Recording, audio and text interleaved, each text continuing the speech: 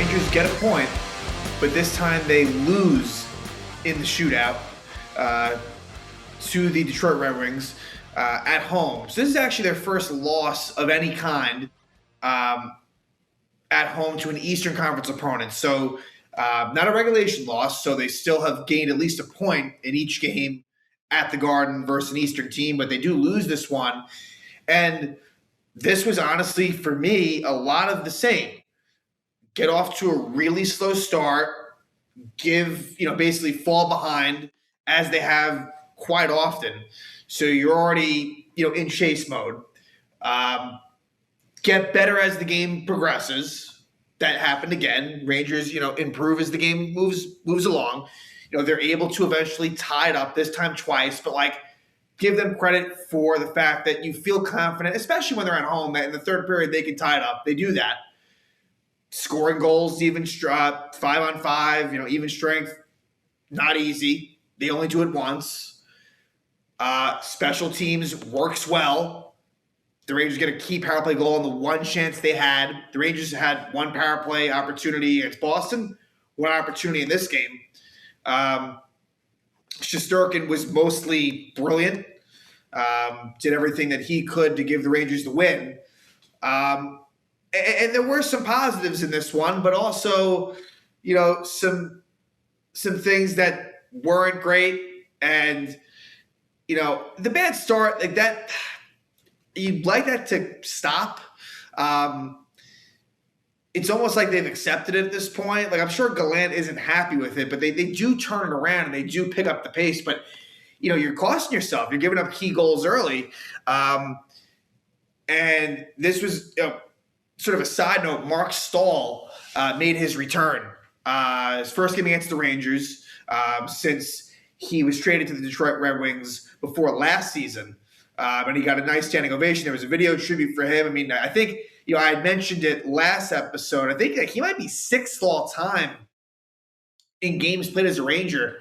And that might just include regular season. Either way, he had a ton of postseason games with the Rangers. So it's it's interesting. Obviously he's not worthy of, having his number retired. But if there was a section right below that, he would probably fall in there. Like a guy like him and Dan Girardi would probably fall in, again, not retired numbers. They're definitely not that, but they would be in the next tier. So it's nice to see Stahl get that recognition, put in a lot of good work for this team for a very long time. But for the Rangers, got off to a really slow start, and it would be a goal by Troy Stecher. Stecher scores his first goal of the season with just a little more than 2 minutes into the game, and it was a shot from the point that deflected off of Zach Jones and in. So a bit of an unfortunate bounce, but they weren't playing well in that moment anyway. But it goes off of Jones. I thought the Jones-Schneider pair was, again, decent, but I will say they didn't play a whole lot. Whereas against Boston, they got a lot more minutes. This one, it was a heavy emphasis on the top four. You saw a lot of the Lindgren-Fox pair and the Miller-Trouba pair. Not as much Jones-Schneider, but besides that instance, I thought they played fine. And again, the first half of the period was not very good. And the Rangers, Barclay Goodrow would take a high sticking penalty. And then Jacob Trouba, he would take a penalty towards the end of the period. Both were killed off. So good job by the penalty kill. Goodrow, for as sound as he can be, there's been some turnovers and penalties for him. He's an interesting guy, very versatile. And I think in comparison to a lot of the other forwards on the team, he's a lot better. But in reality, he really should be on the third line in a perfect world. But for now, he's playing on the Strome line with Panarin. And then Trouba took that penalty. And I feel like Jacob Trouba's game, you got to admire the amount of minutes he logs. You got to admire, that he plays in all situations and all that. But I feel like his game has slipped a bit, even dating back to before the All-Star break. So something to keep an eye on with Trouba. So we head to the second down 1-0. And the Rangers definitely picked it up. I mean, they did towards the end of the first. Thomas Greiss, who has not been good this year. He's the backup for the Red Wings. Nedeljkovic is their starter. Greiss has not been very good. But this reminds me, when he was on the Islanders, he would give the Rangers fits then as well. I'm not sure exactly what his career numbers are, but I'm pretty certain that he has done well against the Rangers in the past. It kind of reminds me maybe a little bit of Jarl Halak, and maybe I'm thinking that again. Another former Islander goaltender. So that could be why that's coming to mind. But I think I'm pretty sure that Greiss has given the Rangers fits in the past, and he did it tonight. But someone whose offensive prowess is kind of growing and the confidence is really increasing is Keandre Miller. So the Rangers win a faceoff, good row, like I said, where he does good things. He wins a faceoff, and Keandre Miller, takes from the point, goes behind the net. I think he goes around Mark Stahl actually, and scores past. Does a little bit of a wraparound and scores. So Keandre Miller scores a goal, and we saw him score against the Kraken, a big goal in the second to last game before the break. We saw him score the shootout goal against Boston. The confidence is growing from an offensive perspective. He still makes mistakes defensively, but there's a lot of raw potential and ability for Keandre Miller, so that ties it up. But 90 seconds later, it's a goal by Dylan Larkin. Dylan Larkin, his 26th goal. So Dylan Larkin is really having a very good season for the Detroit Red Wings. I believe he was recently named captain. I think he's the captain after Detroit. Larkin's been really good. It was a shot by Danny DeKeyser that goes off the boards, goes right to Larkin, and Shesterkin probably overcommitted a little bit, and he almost got back in time, and it went off his glove and in. So Shesterkin may have liked to have gone about that differently, but he was just, again, phenomenal in this one. So it wasn't a bad goal by any means, but he probably did.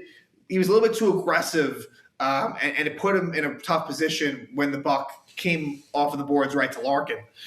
So the Red Wings would hold that lead 2-1 going into the third. And then in the third, you would have Giovanni Smith would hit Julien Gauthier. And I can understand why it wasn't called a penalty. It wasn't. And Dryden comes into his defense, Gauthier that is, and Hunt and Smith kind of go at it. It wasn't a fight, but it was called roughing, and Hunt got the extra 2. So I didn't agree with that. To me, that should have ended up even. Whether it be, Smith being called for a penalty on the Gauthier hit and then Hunt retaliating, or just, not calling the Smith penalty on Gauthier and letting what they did count as a 2-2.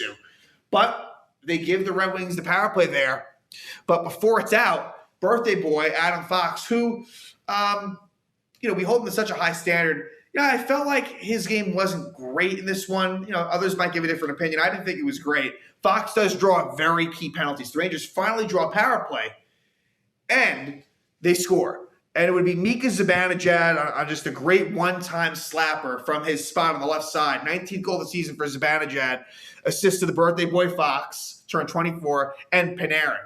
And that was a goal that was scored with about 8 minutes left. So again, the Rangers find a way, as they've done a lot of times this year, of tying the game up in the third. That's a good quality. It really is. In the past, they weren't so good with that. But bringing up Panarin, who got an assist on that goal, I really felt like his game, a lot of opportunities to shoot, and he decided to pass. He tried to force it to Goodrow a couple of times on 2-on-1s where the defender kind of gave Panarin the shooting lane, and he still tried to force the pass. So the Rangers, a little bit too cute. We've seen that a lot, too pass happy.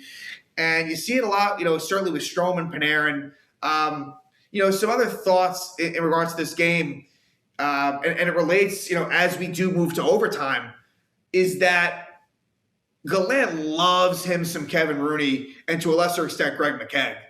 Loves playing them. And I don't love it. Again, I like Gallant in terms of pushing the right buttons, getting the most out of the team. There's a lot that he brings to the table that's good.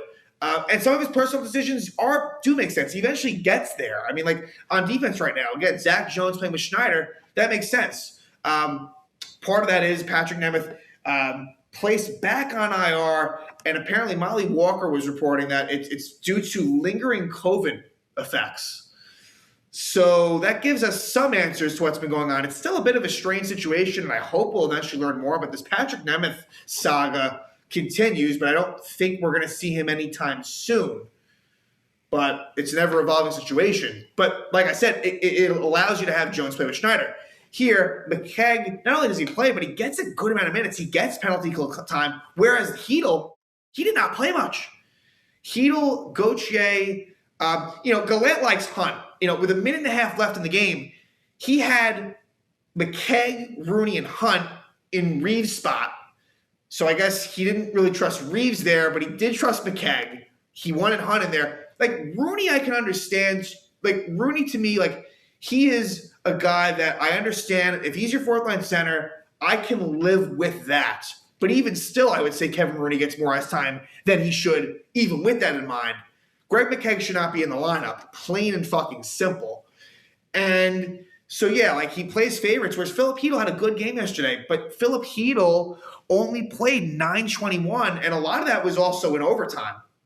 So what ends up happening in the OT, he starts out with Zibanejad, Kreider, and Fox. Chris Kreider is not good at 3-on-3. He's a power play specialist.